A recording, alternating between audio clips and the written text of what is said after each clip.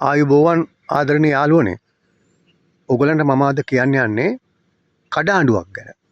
කඩාඬුව කියලා කියන්නේ ඇල මාර්ගයක ඒ ඇලේ වෙන වතුර පාර ඇලට දරා ගන්න බැරි පීඩනයක් ආවම බැම්මේ කොහෙන් හරි කඩාගෙන යනවා. ඉතින් ඒ කඩාගෙන ගිය තැනට තමයි කඩාඬුව කියලා කියන්නේ.